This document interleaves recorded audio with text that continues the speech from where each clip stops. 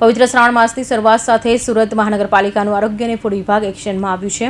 શ્રાવણ માસ દરમિયાન ફરાળી વસ્તુઓની માંગ વધતી હોય છે, ત્યારે ભેળસેળયુક્ત અને હલકી ગુણવત્તાની ફરાળી વસ્તુઓનું વેચાણ કરતા વેપારીઓ સામે પાલિકાએ તપાસ શરૂ કરી છે।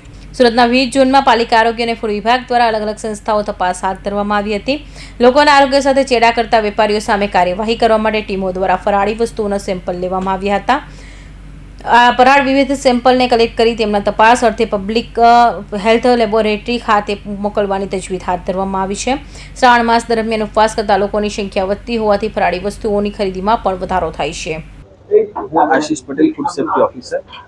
હાલ શ્રાવણનો પવિત્ર માસ ચાલુ હોય, હિન્દુઓમાં ઉપવાસ મોટે ભાગે લોકો કરતા હોય, ઉપવાસ દરમિયાન ફરાળી વાનગીઓનું સેવન કરતા હોય, તેને ધ્યાનમાં લઈને સુરત મહાનગરપાલિકાના ફૂડ વિભાગ દ્વારા ડેઝિગ્નેટેડ ઓફિસરની સીધી સૂચના અને માર્ગદર્શન હેઠળ સુરતમાં ફરાળી વાનગીઓ તેમજ ફરાળી લોટનું ઉત્પાદન વેચાણ કરતી વિવિધ સંસ્થાઓની ચકાસણી હાથ ધરવામાં આવી છે। આ ચકાસણી દરમિયાન ત્યાંથી ઘણી ફરાળી લોટ તેમજ ફરાળી વાનગીઓના નમૂના લેવામાં આવશે અને પૃથ્થકરણ માટે લેબોરેટરી મોકલી આપવામાં આવશે। જો આ રિપોર્ટમાં કંઈક ક્ષતિ જણાય તો કસૂરવારો સામે ફૂડ સેફ્ટી એક્ટ હેઠળ કાર્યવાહી કરવામાં આવશે।